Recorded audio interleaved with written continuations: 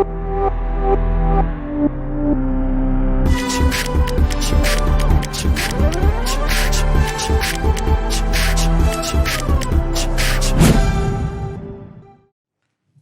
दोस्तों, so now let's start with kinetic theory of gas और KTG. तो kinetic theory of gas में हम गैस के मॉलिक्यूल्स के वेलोसिटीज और उन वेलोसिटीज के कारण जो कॉलिजन्स होते हैं उसके बारे में चर्चा करेंगे, राइट।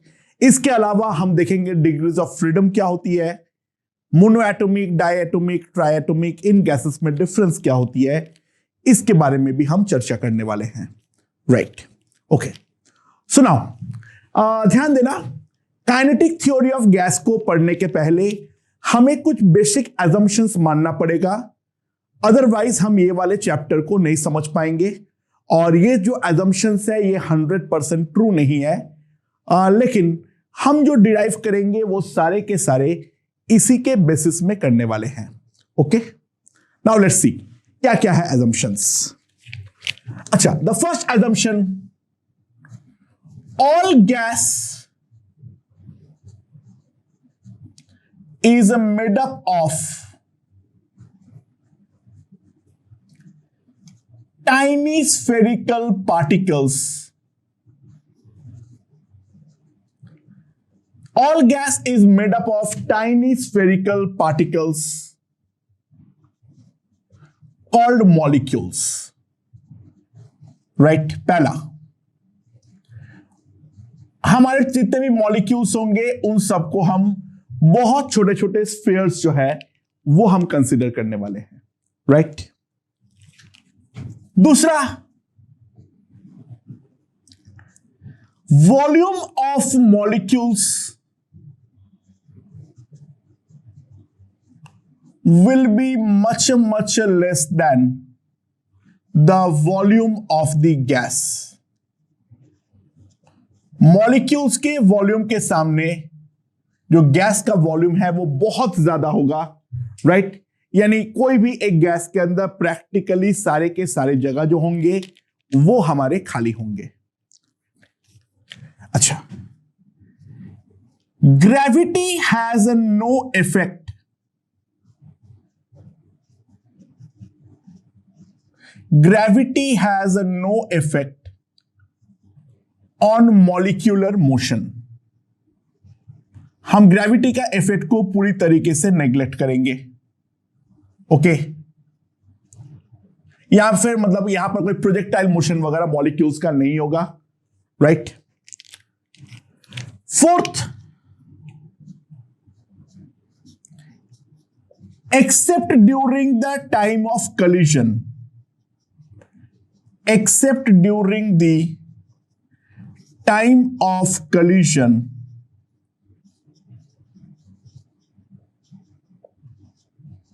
ठीक है। Two molecules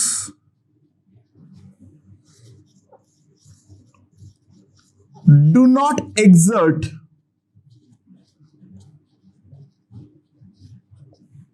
any force on each other. दो मॉलिक्यूल जब कोलाइड करे उस टाइम के अलावा, ठीक है, बाकी टाइम पे दोनों मॉलिक्यूल आपस में कोई फोर्स नहीं लगाएगा। Fourth, all collisions between the molecules or with the wall are perfectly elastic. That implies no energy loss. Perfectly elastic collision के दौरान बस ध्यान रखना एक चीज, मॉलिक्यूल्स लॉ ऑफ रिफ्लेक्शन को फॉलो करता है। यानी अगर v स्पीड के साथ कोलाइड करेगा एंगल थीटा पर, तो वो v स्पीड से ही वापस जाएंगे at an angle of theta, और एनर्जी में कोई लॉस नहीं इन्वॉल्व होगा, स्पीड उसका अनचेंज रहेगा, राइट। तो परफेक्टली इलास्टिक कोलिजन का मतलब है यहां पर लॉ ऑफ रिफ्लेक्शन जो है वो हमारा फॉलोड होने वाली है।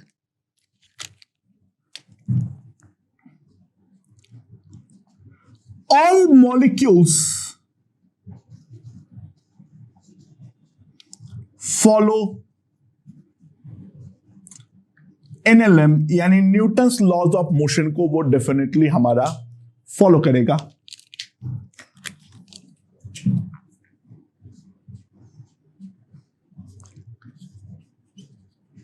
Gases are homogeneous and isotropic। Homogeneous मतलब गैस का प्रॉपर्टी हर जगह पे सेम होगा, एट ऑल पोजीशंस वो सेम होगा, and at all direction same होगा, राइट। यानी अगर मान लो मैं क्यूब कंसीडर करता हूं as an average, on an average जो मॉलिक्यूल का नेट एक्स का मोशन होगा वही मेरा मॉलिक्यूल का नेट वाई के अलोंग का मोशन होगा, वही मेरा मॉलिक्यूल का नेट जेड के अलोंग मोशन होगा, राइट। तो all molecules are homogeneous and isotropic. Okay, then next up,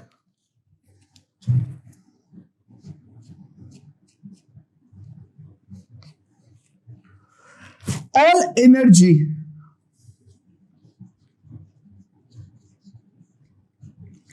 is in form of pure kinetic only। जितना भी एनर्जी होगा वो हमारा प्योरली काइनेटिक एनर्जी के फॉर्म में होगा। पोटेंशियल एनर्जी का कोई भी कॉन्सेप्ट आइडियल गैस के अंदर नहीं होगा, right. And the last one में क्या है हमारे पास, जो अगर मान लो दो कोलिजन के बीच का टाइम के बारे में मैं कंसीडर करूं, ये दो कोलिजन के बीच के टाइम के बारे में अगर मैं कंसीडर करूं, तो इन दैट केस ध्यान देना, बिटवीन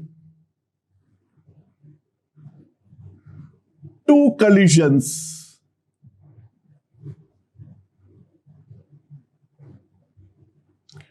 all molecules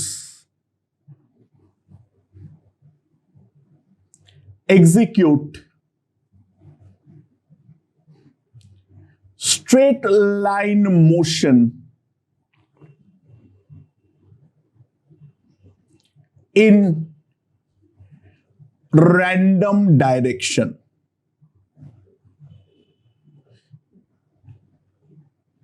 दो कोलिजन के बीच में पार्टिकल्स जो मॉलिक्यूल्स होंगे वो हमेशा स्ट्रेट लाइन मोशन होगा और उसका डायरेक्शन कंप्लीटली हमारे पास रैंडम होने वाली है, राइट। ओके, नाउ यहां पर अब एक बात ध्यान देना, direction and magnitude of a particular molecule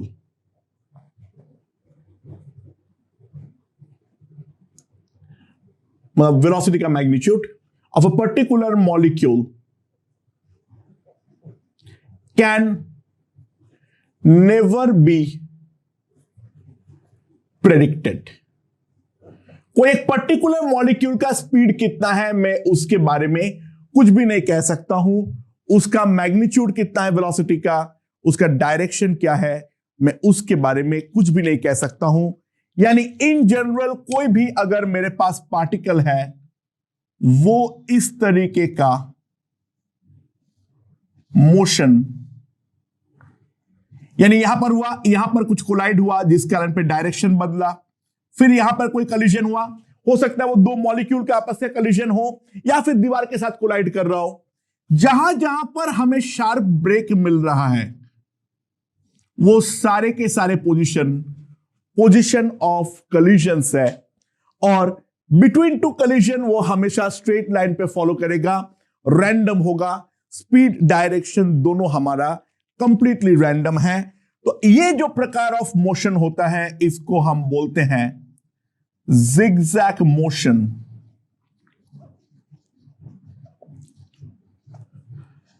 और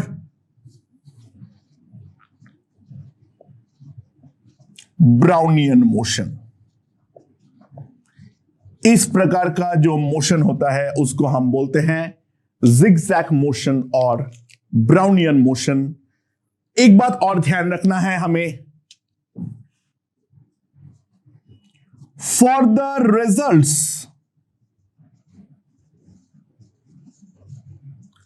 of KTG to be valid,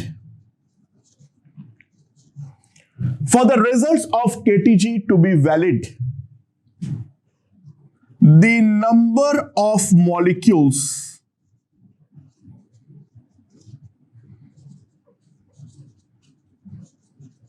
must be very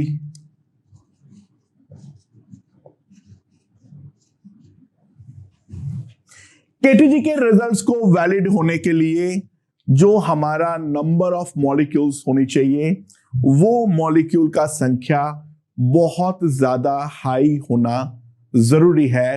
low number of molecules के लिए मैं इसको ट्रीट नहीं कर सकता हूं, राइट? अच्छा, नाउ एक इंपॉर्टेंट बात, ड्यू टू रैंडम मोशन,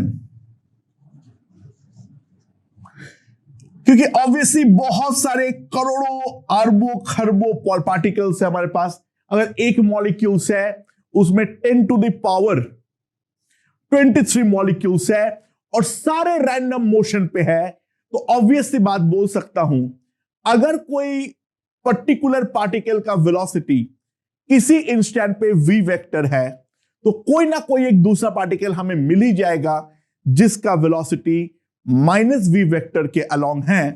तो ड्यू टू रैंडम मोशन जो हमारा एवरेज वेलोसिटी होगी, जो हमारी एवरेज वेलोसिटी होगी v average vector, that is always equals to 0। Particles का जो एवरेज वेलोसिटी लेते हैं that is always considered to be equals to 0, right? अच्छा, यहां पर जो आइसोट्रोपिक नेचर है उस आइसोट्रोपिक नेचर के बारे में बात करता हूं, सुनो एक बार। Consider velocity of a molecule. अगर कोई एक पर्टिकुलर मॉलिक्यूल लेता हूं तो उसका वेलोसिटी के बारे में अगर बात करूं तो वो वाले बात अगर किया जाए तो v वेक्टर को मैं इन जनरल ले सकता हूं vx i cap plus vy j cap plus vz k cap. ये हमारा कोई भी पार्टिकल का वेलोसिटी एक्स वाई जेड के अलोंग ये तो मैं ले ही सकता हूं। ध्यान दो, आइसोट्रोपिक नेचर जो है वो इंडिविजुअल पार्टिकल के बारे में कुछ भी नहीं कहता है। मतलब मैं ये बोल रहा हूं वी कैन नेवर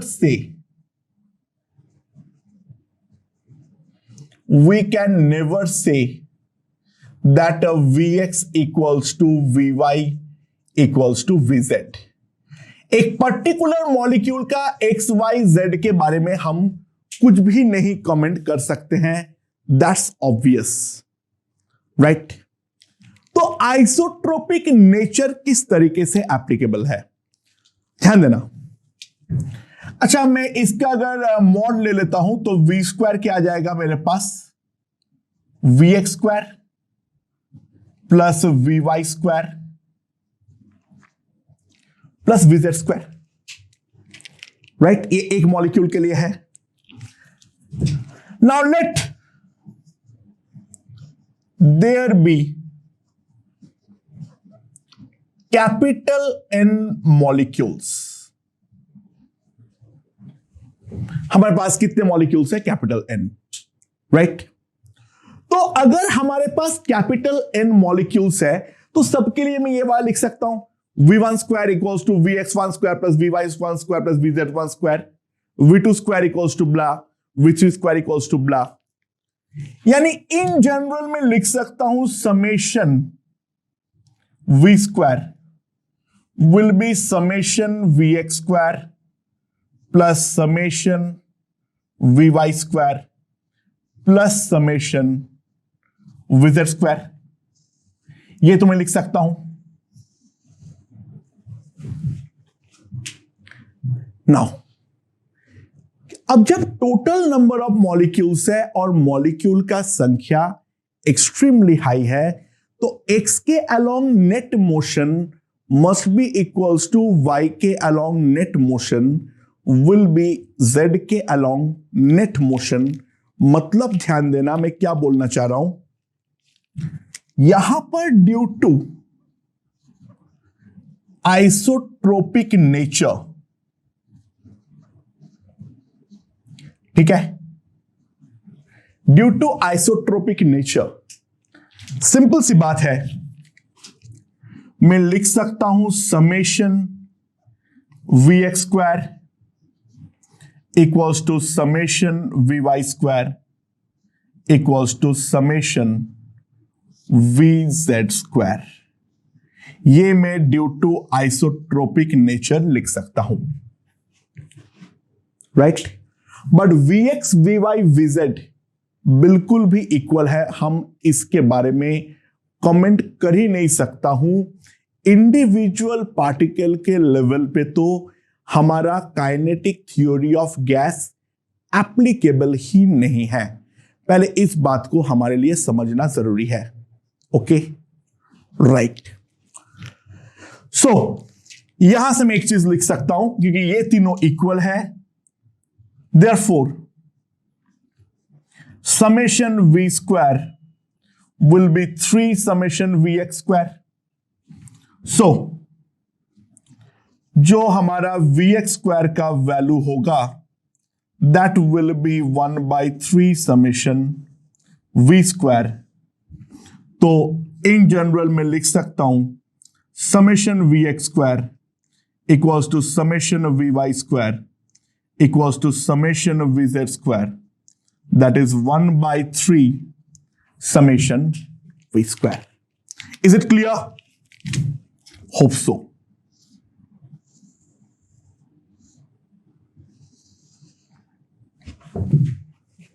ठीक है, ये एक चीज पे हमें ध्यान देनी पड़ेगी। अच्छा, मैं अब एक चीज डिफाइन करूंगा,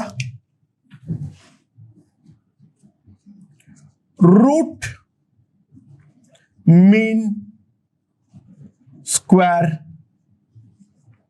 speed।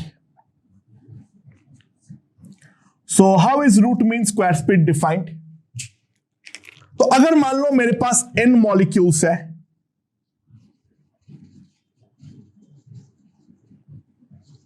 और उनका स्पीड है v1 v2 dot dot dot dot dot dot vn, तो root mean square speed is defined as Vrms, that is equals to, इसके नाम में ही है, पहले स्पीड का स्क्वायर करो, कर दो भाई, बोला है तो,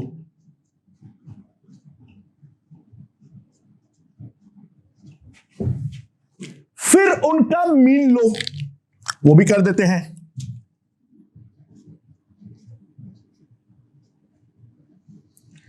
ऐड करके divided by n, right? And अब इसका रूट लो,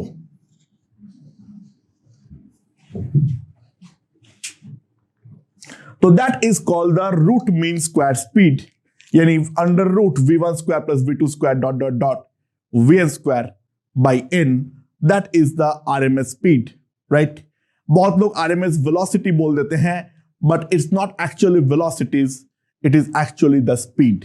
ठीक है, यहां पे स्पीड ऑफ वेलोसिटी के टर्म में हमें थोड़ा ध्यान रखना पड़ेगा।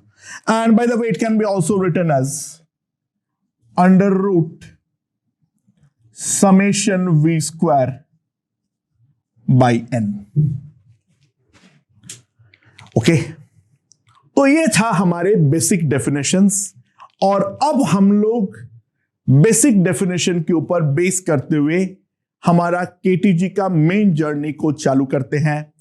ओके, ध्यान दो, कोई भी मेरे पास अगर एक गैस है तो वो गैस प्रेशर एक्सर्ट क्यों करता है?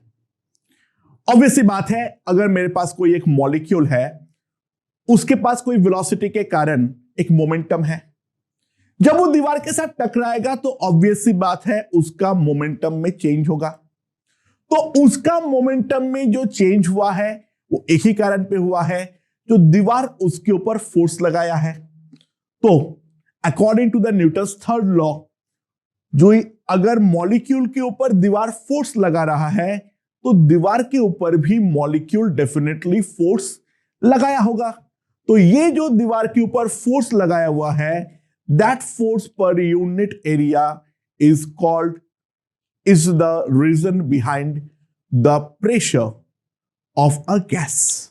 देखो, अभी तक हम लोगों ने प्रेशर पढ़ लिए थे, बट प्रेशर एक्सर्ट क्यों करता है उसके बारे में हम कोई भी बातचीत नहीं किए थे।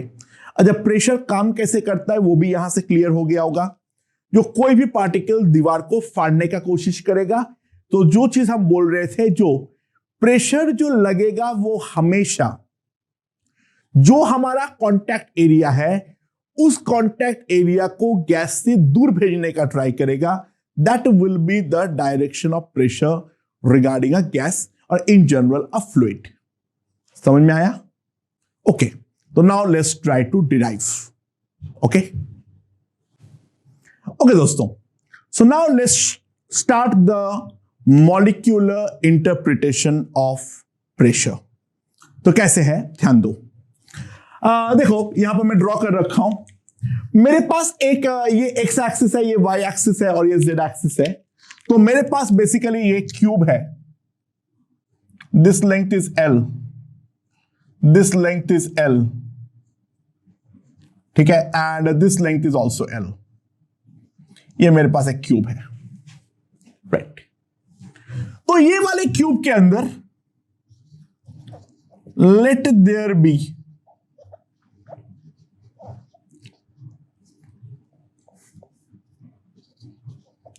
capital N molecules, each of mass m।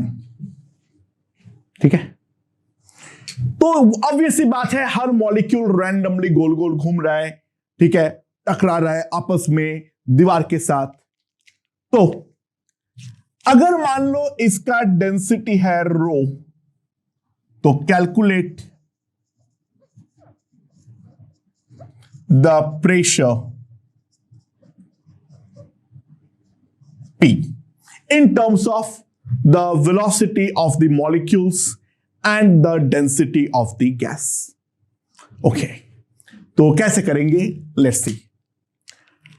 अच्छा, बाय सिमेट्री, क्योंकि ऑब्वियसली बात है ये आइसोट्रोपिक है, एक बात तो निश्चित है, जो यहां पर जो छियों के छियों दीवार है, उन छियों के छियों दीवार में जो हमारा प्रेशर होगा वो डेफिनेटली हमारा सेम होने वाला है। तो ऑब्वियसली बात है हम लिखेंगे pressure at all the walls must be same. ठीक है, तो फॉर सेक ऑफ सिंप्लिसिटी मैं अपनी मर्जी से एक वाइजेड प्लेन में कोई एक प्लेन को ले लिया। ये स्ट्रॉन्ग सरफेस जो है मैं वो वाले को कंसीडर करना चाह रहा हूं। तो ये है मेरा पॉइंट ऑफ व्यू वाला वॉल जिसके ऊपर मैं कंसीडर करना चाह रहा हूं। अच्छा, एक बात ध्यान देना, यहां पर जो मैंने लिया हूं collision with the wall will only be due to x component of velocity। क्योंकि ये yz प्लेन है तो वेलोसिटी का जो भी मेरा y कंपोनेंट होगा और z कंपोनेंट होगा उसके कारण कोई कलिजन हो ही नहीं सकता है। जो भी कलिजन होगा वो केवल और केवल मेरा x कंपोनेंट के कारण ही इसका मूवमेंट जो है, इसका कलिजन जो है वो होने वाला है। उसी के अलोंग मेरा मोमेंटम चेंज होगा और उसी के कारण फोर्स जनरेट होगा और इवेंचुअली उसी के कारण मेरा प्रेशर जनरेट होने वाला है। आई hope this point is clear, right? Okay दोस्तों, तो अब मैं अगर एक चीज ध्यान दूं, यहां पर ये वाला वॉल को मैं साइड व्यू ले रहा हूं, ठीक है? ये है मेरा वॉल का साइड व्यू। ऑब्वियसली बात है, इसका एरिया जो है, इसका एरिया है L स्क्वायर और बाय द वे इसका बैक दीवार है जो यहां से L दूरी पे है, यानी ये वाला है, उसके पीछे वाला दीवार जो है वो भी तो YZ प्लेन के अलॉन्ग ही है। तो इसके करस्पॉन्डिंग जो पीछे वाला दीवार है वो है मेरा ये वाला डॉटेड दीवार जो बना रखा हूं और इन दोनों के बीच का दूरी जो है वो है मेरा L। तो यहां पर मैंने velocity of a particle, velocity of a particle कितना है मेरे पास? This will be equals to, मान लो v वेक्टर, जहां पे v वेक्टर है vx i cap plus vy j cap plus vz k cap. जो कलिजन होगा उसके लिए जिम्मेदार केवल एक ही कंपोनेंट है यहां पर, that is equals to vx। Obviously बात है, अगर मैं एग्जैक्ट प्लेन में लेता तो in that case vy collision में जिम्मेदार होता, और अगर मैं yz प्लेन पे ले सॉरी xy प्लेन पे लेता तो vz जो है वो हमारा रिस्पॉन्सिबल होता कलिजन होने के लिए। यानी तुम जो प्लेन लोगे उसका जो परपेंडिकुलर डायरेक्शन का वेलोसिटी है that will B only responsible for the collision, right? तो मान लो यहां पर जो पार्टिकल है उसका मास है m, वो इस दीवार को अप्रोच कर रहा है vx के साथ, ये वाला दीवार पे जाके टकराएगा, राइट? तो इसका इस डायरेक्शन में इनिशियल मोमेंटम जो है वो है मेरा mvx, और जैसे ही कोलाइड करेगा, कोलाइड करता हुआ, क्योंकि परफेक्टली इलास्टिक कलिजन है, स्पीड में कोई बदलाव नहीं आया है, नॉर्मल के अलोंग हिट किया है, तो ऑब्वियस सी बात है लॉ ऑफ रिफ्लेक्शन फॉलो करता है ये, तो नॉर्मल के अलोंग ही वापस जाएगा, तो ये vx से ही पीछे की तरफ मोशन करना चालू करेगा, राइट? सो इसका जो फाइनल मोमेंटम है वो पीछे की तरफ है, और मैग्नीट्यूड वाइज तो ये भी है mvx, magnitude wise, but momentum is a vector, ध्यान देना, मोमेंटम में चेंज डेफिनेटली हुआ है। So change in momentum, change in momentum due to one molecule is equals to कितना हो जाएगा? ये वाला अगर mvx मानो तो minus mvx, that is equals to 2mvx, right? मानते हो? तो ऑब्वियसली बात है ये वाला जो चेंज इन मोमेंटम हुआ है इस कारण पे पार्टिकल के ऊपर एक लेफ्टवर्ड फोर्स लगा है, तो ये जो हमारा वॉल है इस वॉल के ऊपर डेफिनेटली एक राइटवर्ड इंपल्सिव फोर्स लगा है। ये वाला फोर्स का नेचर जो होगा वो इंपल्सिव होगा, क्योंकि पार्टिकल का मोमेंटम जो है वो अचानक से बदल रहा है, right? Momentum is nothing but mass into velocity, okay? It is a vector, उसका डायरेक्शन वेलोसिटी के डायरेक्शन के सेम होता है। तो ऑब्वियस सी बात है दीवार के ऊपर इस तरीके से एक झटका लगेगा। अच्छा, उसके बाद ये पार्टिकल खामोश रहेगा, ये दीवार के साथ कोलाइड नहीं करेगा। ये पार्टिकल पीछे जाएगा, इस दीवार के साथ कोलाइड करेगा और उसके दौरान उसकी स्पीड में कोई बदलाव नहीं होगा। मैं एक ही मॉलिक्यूल को कंसीडर कर रहा हूं, बाकी सारे मॉलिक्यूल का भी राइट नाउ भूल जाओ। ये मेरा पीछे की तरफ जाएगा एल डिस्टेंस, राइट। तो उसके बाद ये वापस आएगा एल डिस्टेंस, दोनों के दौरान स्पीड मेरा vx रहेगा। तो ये एक कलिजन होने के बाद जो दूसरा कलिजन होगा, यानी टाइम गैप बिटवीन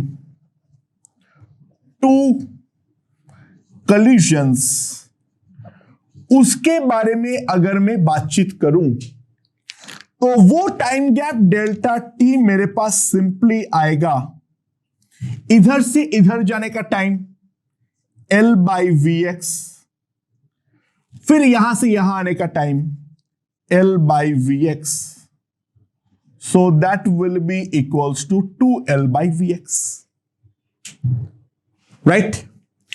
और ये वाला जो टाइम है, इसके दौरान जो मेरा चेंज इन मोमेंटम है डेल्टा पी, वो तो इतना ही हुआ है, ठीक है।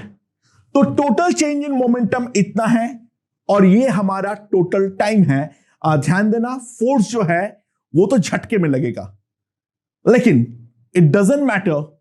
मुझे कुल मिला के तो हमें क्या देखना है, कुल मिला के हमें जो मोमेंटम में चेंज हुआ है वही कंसीडर करना है। वो मैं कैसा भी करूं डजंट मैटर। और ये ऑब्वियसली टाइम गैप बहुत ही छोटा होगा, मॉलिक्यूल्स का वेलोसिटी बहुत ही ज्यादा हाई होता है। तो average force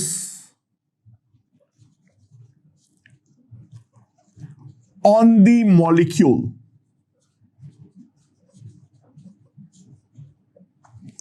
average force on the molecule F average will be nothing but delta P by delta T।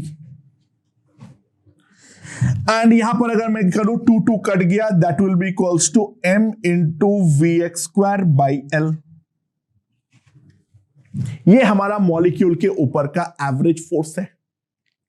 And Newton's third law के अकॉर्डिंग यही एवरेज फोर्स दीवार के ऊपर भी मॉलिक्यूल ने लगाया है। तो सिंपल सी बात है, force on the wall due to one molecule will also be equals to mv square upon L। यह मैं लिख सकता हूं, राइट? मानते हो या नहीं? So total force acting on the wall, the total force acting on the wall कितना होगा? ध्यान देना, एक के चलते कितना होगा? M V one V X one square by L. दूसरे वाले के कितना होगा? M V two X square by L. तीसरे वाले के होगा M V three X square by L dot dot dot dot dot.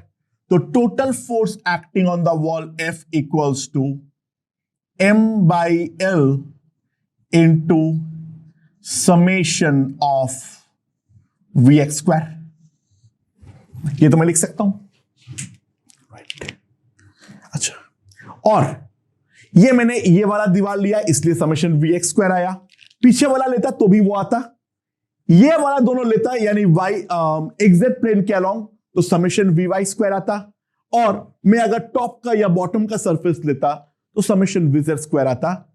But हमने आइसोट्रोपिक नेचर के बारे में डिस्कशन किए हैं, तो आइसोट्रोपिक नेचर के डिस्कशन करता हुआ एक चीज तो हम जानते हैं, अभी अभी डिराइव किए थे, we know summation Vx square will be equals to summation Vy square.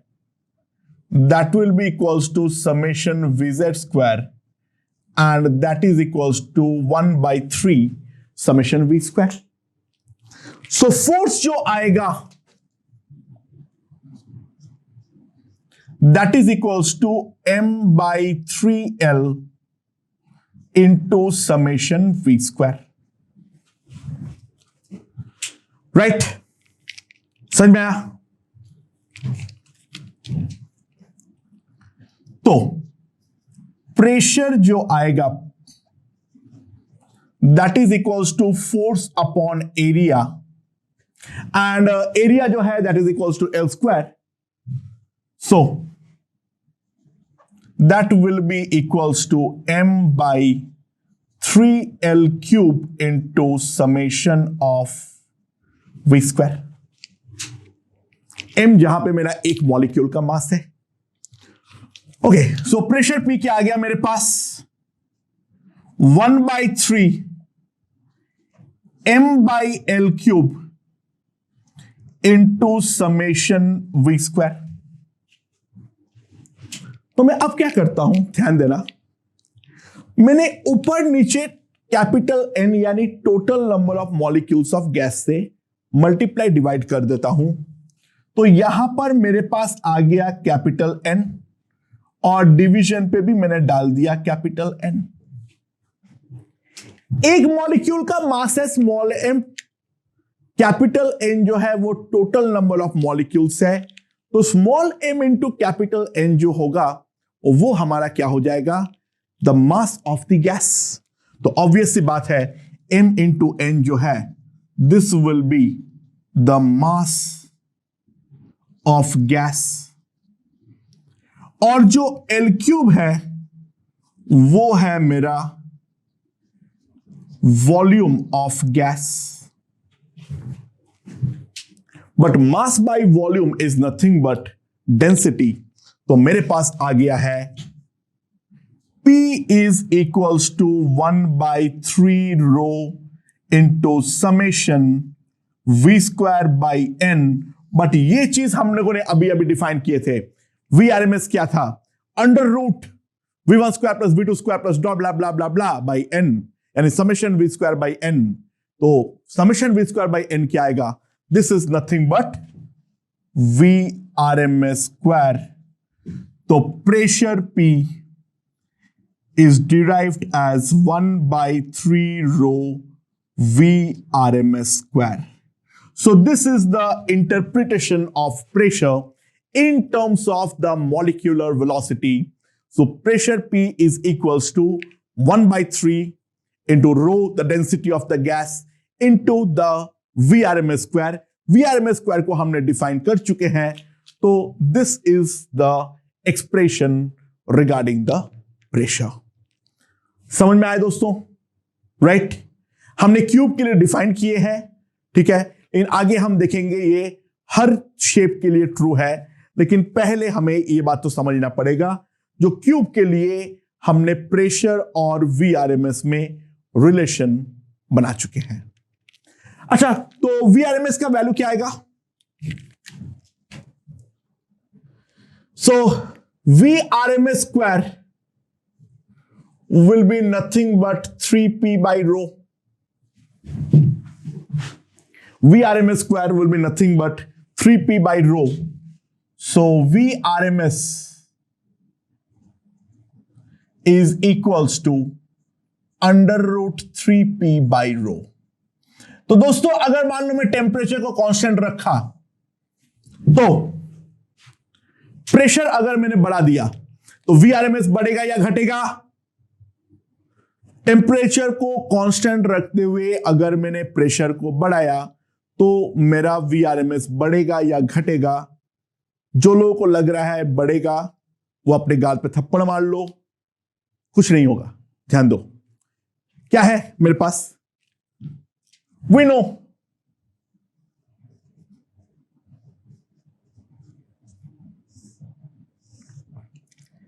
P by rho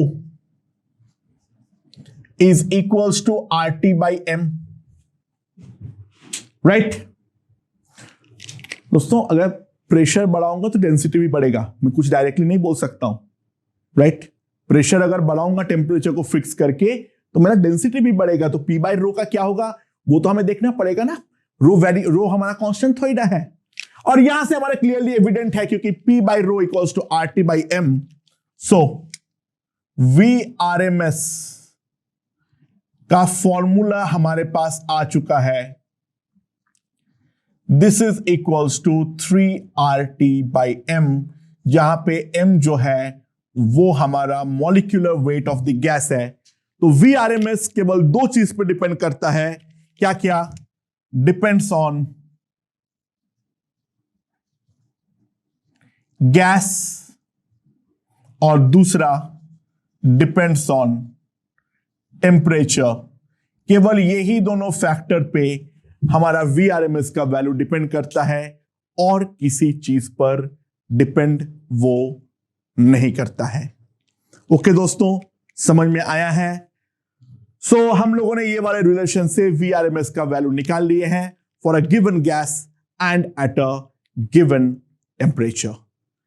ठीक है, तो क्यूब के लिए हमने ये डिराइव किए हैं और हम बोल रहे हैं और सच मान भी लो, तो ये हर शेप के लिए ट्रू है। कैसे वो ट्रू होता है वो हम थोड़ी देर बाद देखते हैं, लेकिन ये हर शेप के लिए ट्रू है। सो लिख ही देता हूं मैं, it is true for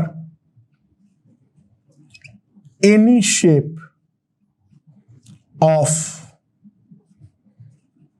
container. Okay, let's see वो कैसे। ओके दोस्तों, तो अब हम जनरल शेप के लिए एक बार डिराइव करने का ट्राई करके देखते हैं। ओके, क्या है ध्यान देना। तो हमारा एजेंडा अब है deriving result for general shape of container. ठीक है, तो कैसे करेंगे? तो मान लो हमारे पास एक कंटेनर है, volume of container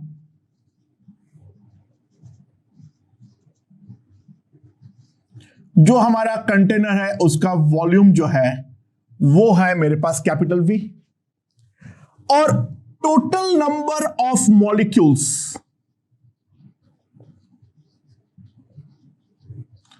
total number of molecules जो है that is equals to capital N। ठीक है, समझ में? ओके, तो नंबर ऑफ मॉलिक्यूल्स पर यूनिट वॉल्यूम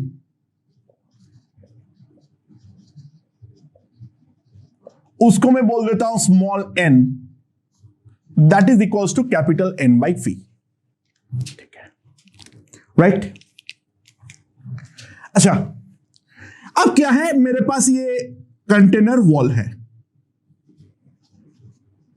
क्या शेप का है पता नहीं, मैं उसका साइड व्यू ले रहा हूं केवल।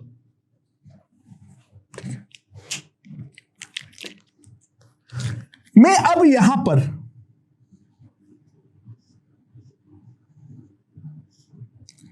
एक 1 मीटर क्यूब का गैस लिया,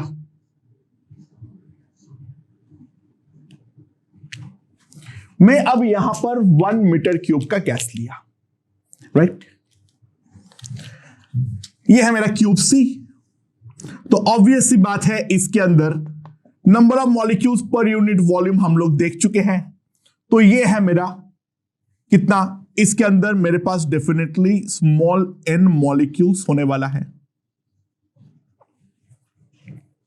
अच्छा, गैस आइसोट्रोपिक है, ये वाला मान लो मेरे पास x डायरेक्शन है,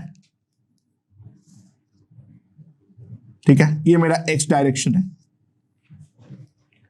तो इन मॉलिक्यूल्स के पास रैंडमली कुछ भी वेलोसिटीज हो सकता है, तो मैं बोल सकता हूं या नहीं, ऑन एन एवरेज में मान लेता हूं, क्योंकि देखो रैंडम तरीके से मैं सोचूं तो plus X minus X plus Y minus Y plus Z minus Z, मेरे पास 6 ऐसा डायरेक्शंस है, यानी ऐसे समझो जो हमारा वेलोसिटीज है वो इन 6 फेसेस के अलोंग इक्वल प्रोबेबिलिटी के साथ हो सकता है। तो मैं n मॉलिक्यूल्स अगर टोटल है तो n/6 मॉलिक्यूल्स का वेलोसिटी अलोंग पॉजिटिव x में बोल सकता हूं। n/6 मॉलिक्यूल्स का वेलोसिटी मैं अलोंग पॉजिटिव x से बोल सकता हूं, हाँ कि ना? I hope that part is understood. और इसका मान लो आरएमएस वेलोसिटी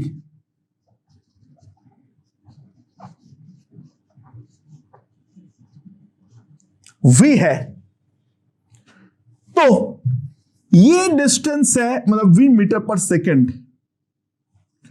तो क्योंकि ये डिस्टेंस 1 मीटर है तो ये पूरा का पूरा क्यूब जाके हिट करने का जो हमारा टाइम लगेगा डेल्टा टी, दोस्तों ध्यान देना, that delta T will be nothing but 1/v second, right? हाँ कि ना? अच्छा, कोलाइड कितने मॉलिक्यूल्स करेंगे? n/6, बाकी 5n/6 में से n/6 ऊपर, n/6 नीचे, n/6 मेरे तरफ, n/6 बोर्ड के पीछे और n/6 नेगेटिव x के अलोंग। तो n/6 मॉलिक्यूल्स इस दीवार के साथ टकराएगा और ये पूरा क्यूब टकराने में टाइम जो लगेगा that will B 1/v seconds, right? समझ में आया? सो डेल्टा टी अगर 1/v सेकेंड्स है, और अब ध्यान देना मैं जो बोल रहा हूं, टोटल मॉलिक्यूल्स कोलाइड कर रहा है n/6, और जो एरिया ऑफ कलिजन है वो तो डेफिनेटली मेरा 1 मीटर स्क्वायर है। तो नंबर ऑफ मॉलिक्यूल्स स्ट्राइकिंग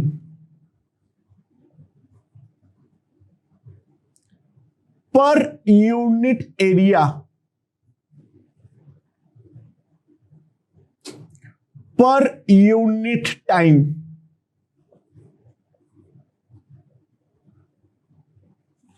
उसको मैं एन नॉट नाम दे देता हूं, small N naught, that will be equals to capital n/6, ठीक है? बट ये टकराता है डेल्टा टी टाइम पे इंटू 1/डेल्टा टी। तो डेल्टा टी टाइम पे n/6 मॉलिक्यूल्स टकराएगा पर यूनिट एरिया, क्योंकि क्रॉस सेक्शन एरिया तो 1 मीटर स्क्वायर है, वो 1 मीटर स्क्वायर दीवार के साथ ही जाके टकराएगा। तो डेल्टा टी टाइम पे अगर n/6 है तो पर यूनिट टाइम इतना टकराएगा, and that will be equals to n/6 into v। और ये वाले कलिजन पे ऑब्वियस सी बात है, हमारा जो स्पीड है वो प्लस v से बन जाएगा -v। मास स्मॉल एम मान लो पर मॉलिक्यूल, तो डेल्टा p पर unit area per unit time will be equals to n/6 into v into 2mv, right? And delta p per unit time is nothing but force. Rate of change of momentum is force, and per unit time per unit area भी अगर कर दूंगा तो force per unit area is pressure. तो this is nothing but equals to capital P. तो pressure P is equals to m small n v square by 3, ये मेरे पास आ जाएगा, राइट? v मतलब है VRMS, RMS वेलोसिटी है। And now this is equals to small n का value क्या है? Capital N by V, 1/3 M capital N by V. V basically is VRMS. Small m एक मॉलिक्यूल का वेलोसिटी है, capital N जो है वो टोटल नंबर ऑफ मॉलिक्यूल्स है, तो एक मॉलिक्यूल का mass into total number of molecules, total gas का mass divided by the total volume is nothing but the density. So simple सी बात है, जो हमारा प्रेशर है 1/3 रो VRMS स्क्वायर. तो एक बात तो यहां से क्लियर हो गए होंगे, वो ये है VRMS वैल्यू और P does not depend on container, क्योंकि ये वाले डेरिवेशन के दौरान हम लोग कहीं पर भी यूज नहीं किए हैं जो ये हमारा जो कंटेनर है वो क्यूबिकल है या क्या है, हमने रैंडम कोई भी शेप एज्यूम किए हैं, उसके लिए भी हमने प्रूफ कर चुके हैं. राइट. तो दोस्तों इस पूरा डेरिवेशन को देख लियो हो, आई होप समझ में आया होगा. राइट. अच्छा, अब एक चीज सुनो. अच्छा, कोई अगर ये बोले calculate Vx RMS, Vy RMS, Vz RMS. Vx RMS, Vy RMS और Vz RMS का वैल्यू क्या होगी? अच्छा ध्यान देना, Vx RMS क्या होगा? That will be summation Vx square by n, इसका root. Right. And that will be equals to, मैं जानता हूं, root over V square by 3n, and summation V square by 3n is nothing but VRMS square. So this will be equals to VRMS square by 3, and VRMS square is nothing but 3RT by M. So this will be equals to under root RT by M. तो ध्यान देना, X, Y, Z अगर individual component के along मुझे RMS निकालने के लिए कोई बोले, तो पहली बात तो आइसोट्रोपिक नेचर के कारण तीनों डायरेक्शन में डेफिनेटली हमारा सेम होगा, और उसका जो वैल्यू होगा that will be equals to under root RT by M. ठीक है. अच्छा, और क्या घुमा फिरा कर सकते हैं? अगर मान लो सिलिंड्रिकल कंटेनर है, कंसिडर अ cylindrical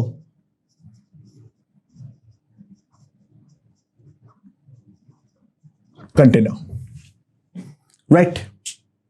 तो ये जो सिलिंड्रिकल कंटेनर है, सिलेंडर के केस में हम लोग दो डायरेक्शन कंसीडर करते हैं. ये है मेरा एक्सिस, तो ये वाला डायरेक्शन जो है, ये वाला डायरेक्शन को हम बोलते हैं एक्सियल, और इसके अलावा इसका टॉप व्यू ले लो, तो इसे रेडियस के अलोंग कोई भी मैं ले लूं, तो यहां पर कोई भी डायरेक्शन को हम बोलते हैं रेडियल. ठीक है. तो यहां पर जो मोशन है दैट इज एक्सियल, और यहां पर टॉप व्यू लेने पे जो पूरा 360 डिग्री में डायरेक्शन जो है उसको हम बोलते हैं रेडियल डायरेक्शन. अगर सिलेंडर है तो एक्स वाई जेड नहीं बोल के हम एक्सियल और रेडियल बोलते हैं. तो सवाल ये पूछ सकता है, कंप्यूट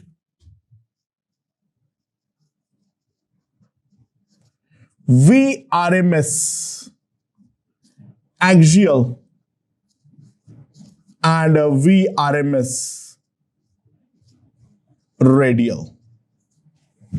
VRMS एक्सियल कितना होगा और VRMS रेडियल कितना होने वाला है, यह है मेरा मेन सवाल. अच्छा ध्यान देना, अगर मैं एक्सिस को z एक्सिस मान लेता हूं।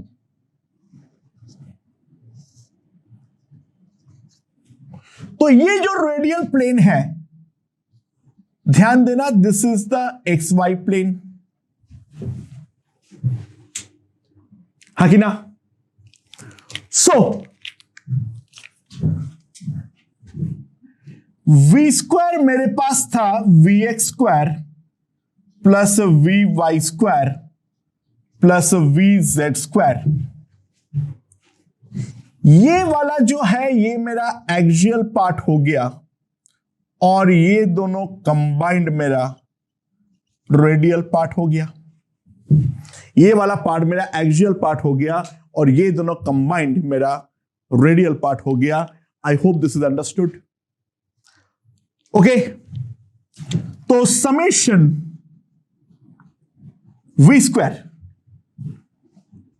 Summation V X square plus summation V Y square plus summation V Z square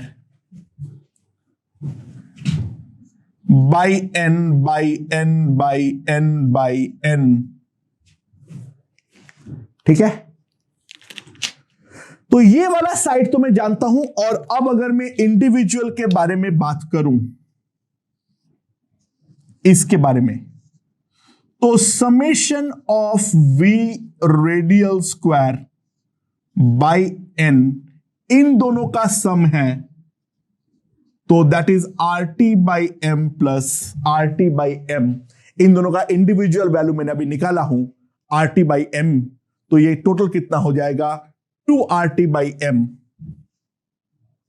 तो V radial RMS will be equals to under root 2RT by M, right? And V axial RMS, V axial is nothing but simply VZ।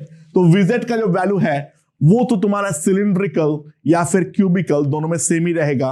तो V axial RMS will be simply equals to under root RT by M। तो radial के along, क्योंकि दो direction मेरा साथ में include हो रहा है, तो यहां पर इसलिए आ जाएगा under root 2RT by M, और V एक्सियल के अलोंग आ जाएगा under root RT by M।